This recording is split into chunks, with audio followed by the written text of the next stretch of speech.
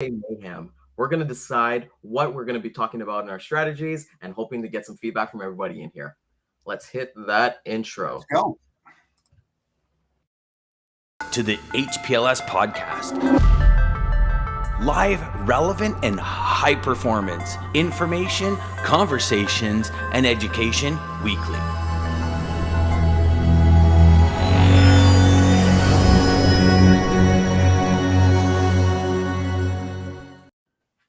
Boom. I love that intro. I feel like you and I should probably get our own little intro for this week, or kind of like our Right. faces on some kind of animation or something like that. That'd be kind of cool. Let's see. Good morning, everybody. Let's see. Lisa, always quick on the trigger. Good morning, Morning, Lisa. We had a great morning. So this morning, Monday Mayhem, we're going to discuss, I picked a couple strategies. I'm going to spin the wheel. I've got a little wheel kind of thing going here, and then we'll kind of decide on what we're kind of going to be talking about. How's your weekend, Jeff? Good. How about yours? It was good. It was good time to relax. I think we're winding down on summer now, so kind of getting out the Uggs and the flannel, and definitely getting all the Halloween gear and all that fun stuff. So let's see what we got. Yeah, no flannel for me, but it was relaxing for sure. When you get out the flannel, you let me know. I will. Beautiful. Okay, so today it's actually one of my favorite ones to talk about. It's going to be red zone strategies. Kind of shout out to the Buccaneers smashing the Dallas Cowboys last night. Great win for everybody, and seeing Tom Brady basically coming back again. So red zone strategies. Jeff, what do you kind of do when you've had all these discussions with your customers, and you're like, okay, we're getting there. You're basically 5 yards out from basically closing on them, and you got, let's say, 5 seconds left on the clock. What are you doing? Well, I'll tell you, it is about strategy, Ryan, and setting up that 60-day. It's like a 60-day cycle that I basically have, where I want to try to identify and write everything down that has to be done within that cycle time. And there's a plethora of steps that you have to do to make sure that your sales is in sync, your operations is in sync. The same thing on your customer side. Are you collaborating the way that you need to be, and where you need to be, and also your carriers. Have a carrier meeting. Make sure that they have a round table with your customers, so this way they can find out things that are happening at your customer, because you've already done. If you're right there before like closing your door, obviously you found some information out on their lanes. You most likely already got your carriers in place, your rates are in place. Now you have to step it up and find out the operational side from the inside out, rather than from the outside in, sort of speaking. And then collaborating where your customers can have that conversation with your carriers to understand their needs, their specific needs. Of course, you're part of that conversation as well. And then likewise, because it's very, very important when you have to ramp up to make sure that you're going to be engaging the way that you need on both sides, and that you're going to be hitting those goals and objectives. Perfect. Okay, yeah, so like you mentioned, you got a 60-day plan, so it's not really a 5 yard. You're like, hey, I'm going to be planned out. And I would assume that obviously comes with experience, right? So obviously at the beginning of the stage in your career, it would look a little bit of like unorganized chaos. For me, when I'm kind of like in that red zone, we've sent over some proposals. We've had a bunch of calls. We've talked to the carriers. We've kind of got everything. Pricing is good. Contracts, all that fun stuff is taken care of. What I like to kind of do is kind of like roll out the red carpet kind of treatment, in terms of, hey, this is the kind of expectations, and find out.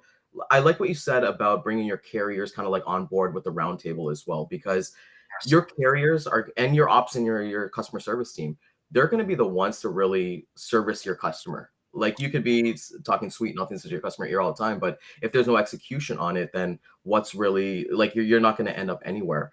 When you're having those roundtables with your carriers, Jeff, what things are you looking to iron out? Are you looking to iron out? You've already talked about availability. You've already talked about rates. But when do you start ironing out your expectations of them as a partner to you? Yeah, and that's a great question. It is about the operational side. When you have these carrier roundtables, for sure, you're not talking about rates because you don't want everybody to know what kind of rates you got from everybody. It's more about the operational side, and making sure, especially if it's a big customer, right? Because you're going to have a lot of moving pieces on a big customer. You're going to have to be scheduling the inbound, scheduling the outbound, making sure that those schedules meet certain criteria, especially on the carrier side and their availability. From my experience, it's not always what the shipper dictates, but it's also the carrier's availability and when they can get there at a specific time, and kind of build that around the carrier. And you'll be surprised that in most cases, the carriers are going to also abide by what the customer is requiring, and that really has to do again with the magnitude of the operation and how many truckloads that you're doing on a daily basis. And that also goes for the LTL as well. It could be parcel LTL. You could have a fleet moving in there as well as the truckload. So there's a lot of moving pieces. Not so complicated when you have like the one-offs and you may have like maybe 10 loads a month. Not all that difficult, but S&OP is very, very important on a ramp up and getting things prepared for launch. You want to make sure that you have a specific launch date in place and that it can be met on both sides, as well as you as a service provider, and that you've got the CSRs and you've got the operations in place to support your customer as well as the carrier. Perfect. And I like what you said about the SOP, because I think SOP it's ironclad, right? Like you basically work that out with your own team, with the customer, and then with your incumbent, and you just have that there. And anytime, instead of like what I kind of like to see with SOPs is like, let's say we're customer service wants to know what's the pickup and delivery times at the receiver or the shipper. It's like, okay, well, let's go to the SOP rather than wasting an email or wasting a phone call, right? My mindset when we've kind of like approaching those red zone is that get all the information as possible. And like you always say, keep it simple, right? So you want to get all the information that you have, and that you don't really want to contact a customer for things that you can resolve on your own. That's one thing that's kind of like my personal thing. In terms of like your red zone, you're almost there at the final step. How do you kind of position when you're basically getting your SOP together? My strategy that I kind of personally use is that when I'm talking to customers, like, okay, we've agreed on everything. Let's do a trial of like 5 to 10 loads. Is that something that you've ever kind of done, or you kind of have any thoughts about that in terms of, hey, let's do a trial. Let's see how we're kind of working together, and then we'll basically take it forward after the 5 to 10 loads. Sure. And I'm starting to smirk a little bit because my partner and I are in the midst of doing that right now. We have a very large company. We'll put it into your brain. I want to get into your brain right now. We have a very large company that's shipping steel pipe out of Texas going into Canada. And it's a tremendous amount of loads every single week. But what we wanted to do to engage the customer correctly is to ramp it up. Like you said, let's start off small, and then let's start the engagement, get the right carriers in the corral that can support it, make sure that you have the bonds in place, because the carriers need to be bonded, unfortunately, when they're going across the border into Canada.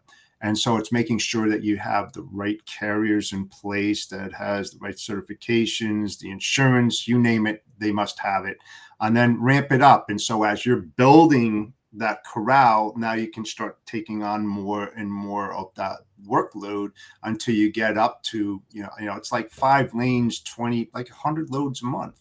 So it's not something that you're just going to just turn on, because you're gonna fail miserably, because you're gonna have bumps in the road. Everybody has bumps in the road, right? Yeah.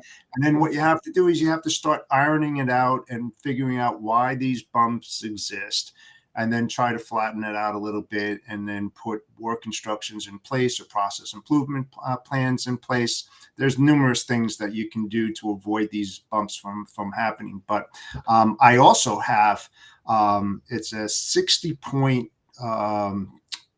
customer facility profile checklist that I created a long time ago. And when I talk to my customers and everything, I give them this form and I tell them to fill out everything on that form, because it's going to has all the information that you need as a service provider that to enable you to support the carrier as well as the customer at a very high level. And it kind of takes away the guesswork. It's from hours of operation, the facilities. I mean, we're talking network here. It's a large form.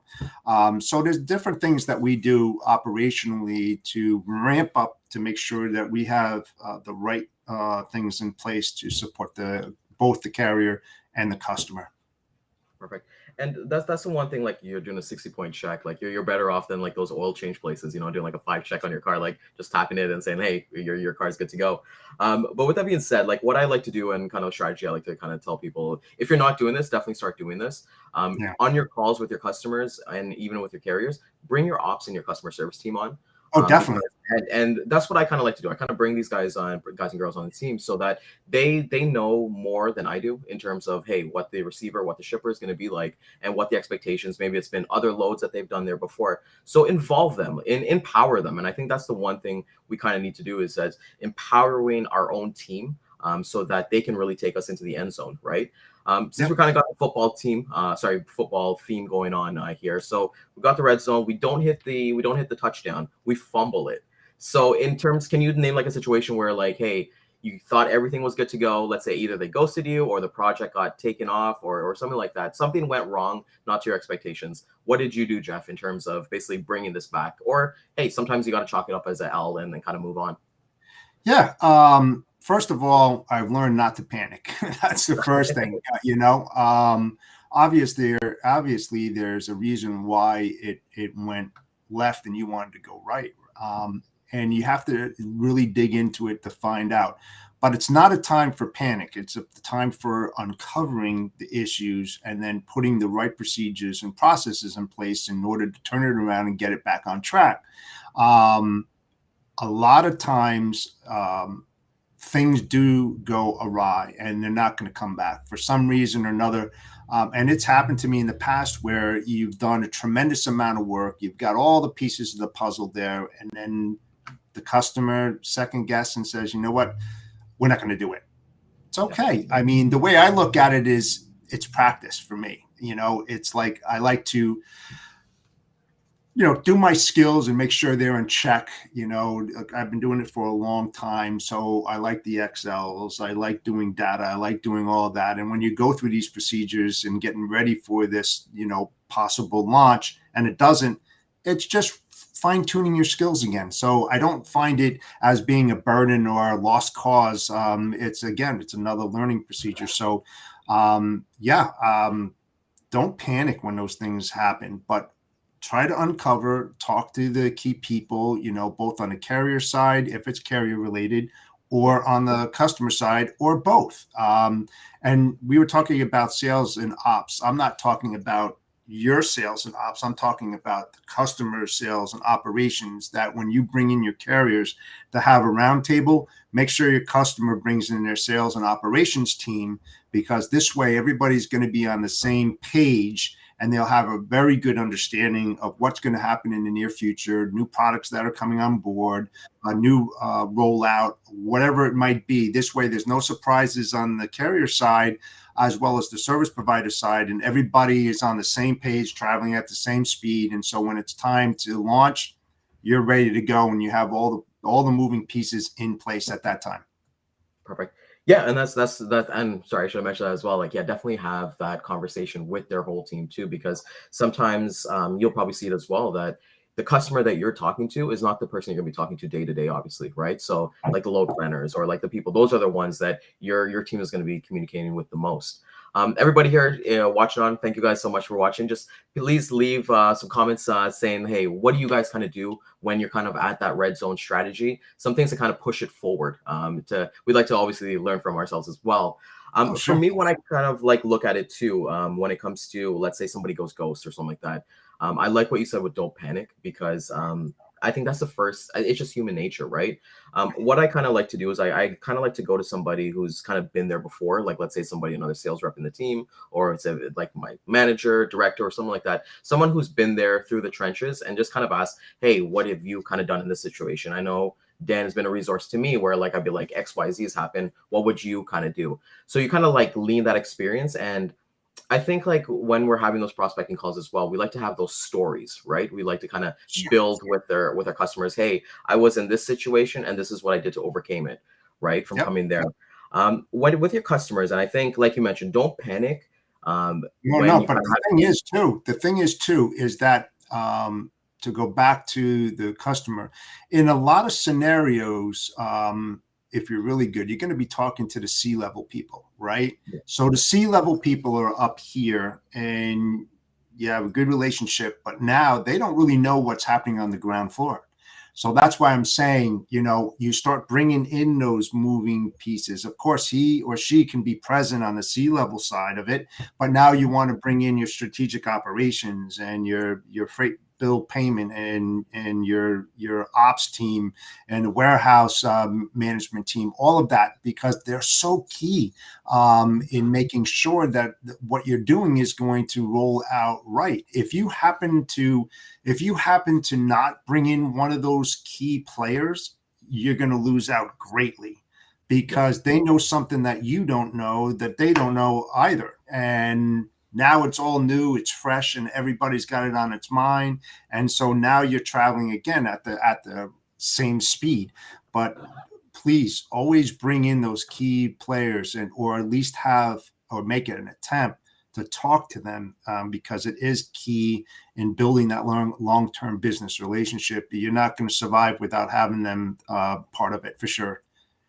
Of course, and it's long term too, right? You want to make sure that you're not, even though we're doing the trials and things like that, you want to kind of make sure that your mindset with your customer, and even with the people at the ground floor too, is like, hey, we're gonna be working together for a long time. So let's get together, let's get to understand each other, and let's kind of work out those kinks. Right. Well, that's the plan anyway.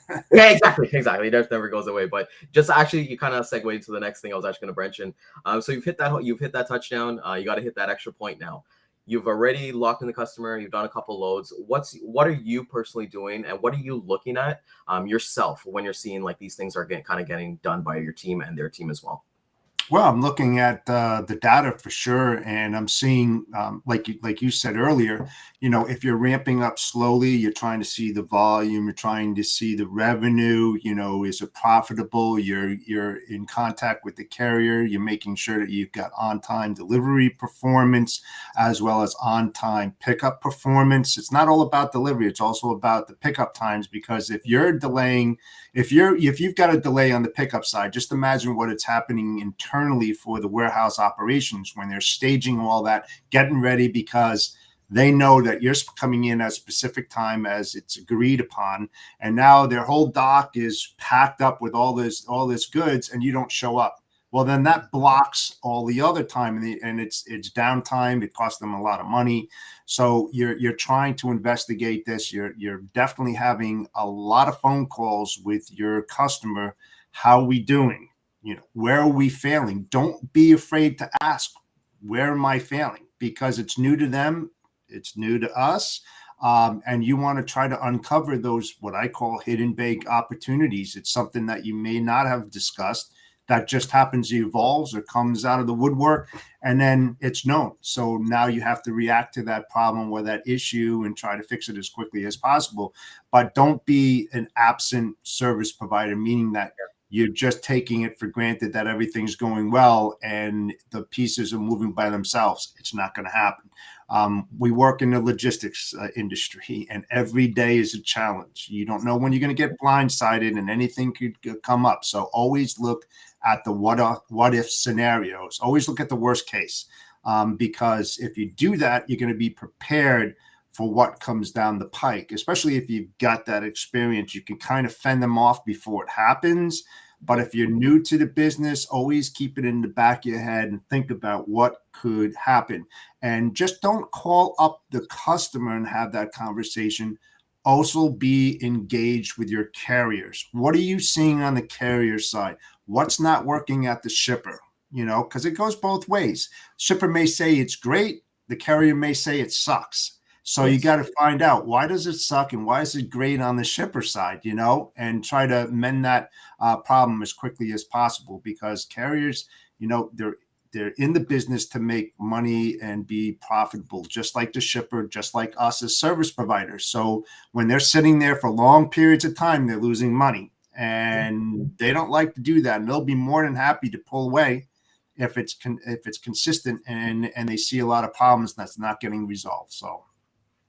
And I like what you said about like not being reactive, because like sometimes our industry kind of is a reactive industry sometimes, but I think like the kind of like, not necessarily true professionals, but like the experienced people, they kind of know that, hey, be proactive in it. Right. So you always have to kind of make sure that you're keeping an eye on the ball, keeping a hand on the ball and looking at everything. That's what I was mentioning, like the whole like red carpet, like I want to basically treat it like kind of like the Oscars, right? Like I want everything to kind of necessarily go right. And even when it goes wrong, like something goes wrong, you got to stay in front of it and kind of own up to it, because a situation might be like, let's say the carriers, they didn't pick up on time, or you didn't use the carrier bails out there. Something kind of happens on the carrier side. You've got to be there to kind of figure that out, because how many times have you seen personally, Jeff? Because I've seen this a lot where, hey, we've got a load, carrier dropped on it, and then, okay, well, team basically spends the whole day trying to recover it, can't recover it, and then it's like they roll it to the next day without telling anybody, and it's like, well, no, you can't do that.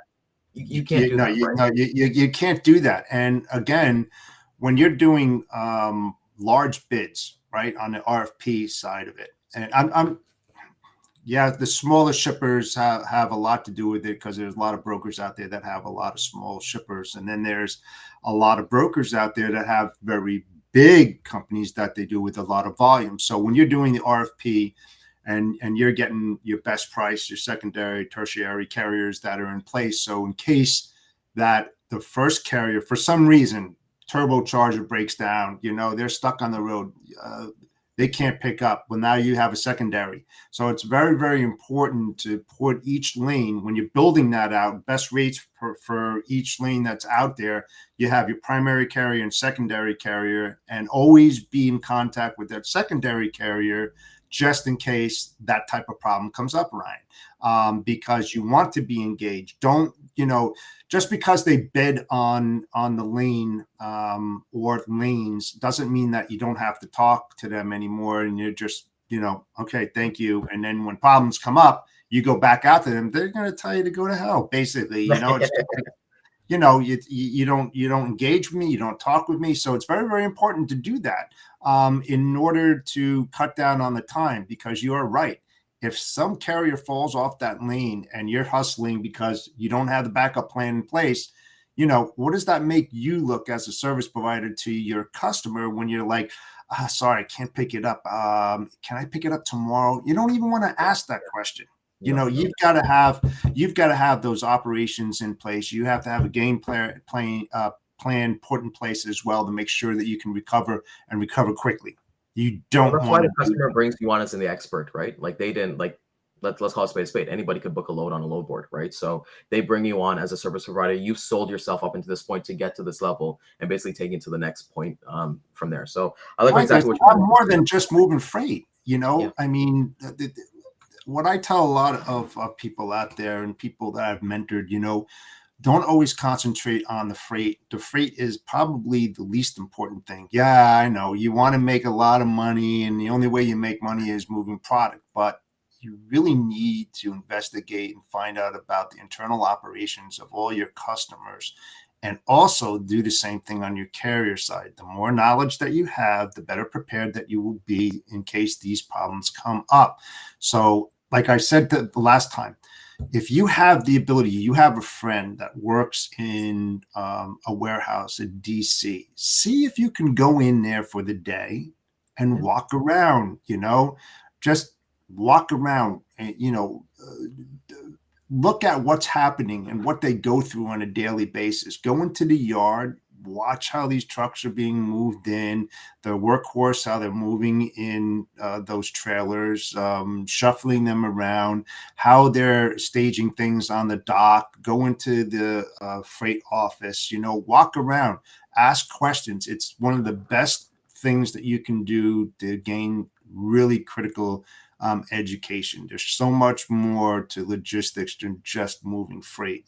You gotta learn to ask those pertinent questions when you're engaging a prospect. And the more you know, the better off you're going to be, and the more revenue and the more customers you're going to get. And I think too, like one thing for me, so just a little knowledge here. Like my background, I actually took accounting in college, and that was actually my major. I wanted to be an accountant, and then I figured that's not what I wanted to do. So I always kind of have a soft spot for working with accounting teams, and when I'm working with like logistics as well. And like you said with your roundtable, something I personally like to do is talk to their accounting team as well. Find out, because they could be like the shipping manager or anything like that, they could be bringing price, and yes, we're saving X amount of money, but the time that it takes like the accounting person to actually bill out or do the receivables or even wait for things like PODs and all that stuff, it's time is money, right? So I think it's important just not talking with like the shipping and logistics team, is finding out from everybody, I don't talk to sales guys. Have you ever talked to sales guys from another company? I love talking to sales guys, because as sales guys, we always love to talk, right? So I love talking to sales guys, because I'm not a salesperson. Like I said, I have 35 years on the operational side. I have no business in sales. And the only reason why I became a salesperson is that I hate brokers. I mean, I really do. And the reason I say that, Ryan, is that when you're on the operations side for as many years as I've been, and then you get calls from brokers that have absolutely no clue what they're doing or what they're saying, and you get 30 of them a day because you're managing like close to $100 million worth of freight, let me tell you something. I know what those guys in those seats are getting slammed with every single day. I'm not against the freight brokerage industry at all. I'll just be very clear about that, because there's some spectacular and very highly educated brokers out there. And those are the good ones. It's the uneducated, the ones that really don't know what they're doing. They're very unethical. Those are the guys that I dislike very, very much. And it gives the industry a really bad name. And I'm not afraid to go and say that kind of stuff, because I have a lot of friends out there who are in the freight brokerage area that really know what they're doing. They know who they are. And I will bet you $1 billion that they would definitely back me up on this. It's just, there's just so many unethical people out there. It just gives everybody out there, and sure, we have competitors and everything, but it's not fair for the good guys. It really isn't. Yeah, and I think with our industry, especially with like the pandemic, everything like that, people kind of saw that social media creep of like what you can do as a trucker or what you can do as a broker, right? So I'm a big believer in education before compensation. If you're going to be really good at what you do, you got to like really understand the industry, do the resources, do the work. Other than people think that by doing the work is the phone calls and the emails. That's not even like half of it, to be completely honest. It's about knowing exactly what you're looking at for in terms of your ICP with your customer, or basically finding out what's going on. I like what you said, keep saying about like going through a DC and finding out exactly what they did, because what we don't understand from our side, and we got to put ourselves in their shoes, is that, hey, if we got a 5-minute or even a 10-minute delay, like it's brutal. Sorry, Jeff. No, I'm saying exactly, Ryan. And if you can, hop along and go for a ride with a carrier. I'm serious about this. If you can do it, and you have a friend who is a driver, do it. I mean, there's so many different types of delivery methods, whether it's on the reefer side or LTL side or truckload side or intermodal side. I mean, you name it. If you could just spend one day in the shoes of any one of those modes and just understand the complexity and what they go through, just to get just a small little amount of education from doing that, because you're not going to gain it all in one day, that's for sure. But at least you'd have a better perspective of what they go through day in and day out. But I would strongly advise that for sure. Perfect. Okay, so looks like we're coming up on time here. Before we kind of like get go, I just actually want to make mention that this week is actually National Truck Driver Association Week. So I want to thank everyone that we kind of got here. Jeff, you kind of left me there. I don't know what happened. It's not good, man. It was like kind of fun a little bit, but I just want to thank everybody for watching. Please like, comment, subscribe. We're all on all the social channels at Sales Chatter. Tomorrow's going to be a great one. Jeff and I are going to have an amazing guest tomorrow. Tune in to kind of see what that. Any kind of follow-up thoughts? Sorry, any final thoughts here, Jeff, before we let everybody go? No, just I thought it was a good show today for sure. You know, there's so many different areas that people have to educate themselves in, and that you know, this industry is really, really tough. And the more that you know, the better off you're going to be for sure. Well, I think maybe you and I basically will do a video this week, education before compensation, what we actually do. You know, what, like, let's say we're going after a customer, like exactly what we do, and kind of like figure out what everyone's doing, right? And I think that's going to be the big thing to separate it. It's, I believe, like as we're talking about on Friday, this is the end of the year. This is going into the new year next year. It's separation season. You know, it's time to put in that work and basically separate yourself from those people who are not doing the work, right? So right, and you know something, that might be a really, really good idea, because this is the best time of year to start getting involved with customers, because they're starting to build their budgets and forecasts for next year, and it's a great time for you to get your foot through the door, even though we're getting into peak season, but peak season really has started already. Start engaging them. You know, you don't have to make, at least for me, you don't have to make 100 calls a day, whatever. Pick your poison, pick your niche, understand who you're going to reach out to in the company that you want to engage in, and do a lot of background checks. Get as much knowledge as you possibly can. Put those bullets in your gun and fire away, man, and you'll do really, really well for sure. All right, no better moment than to finish off on that. Thanks, everyone. Have a great day. Have a good one. In trucking, our motto is people before profit. Today's market requires more transparency, consistency, and focus on what our clients need to win. Centurion Trucking and American Logistics are poised to help their clients achieve and surpass their targets. If you're looking for a team that honors your needs, dreams, and aspirations, then get a hold of Daman at American Logistics or Centurion Trucking and start designing your career today.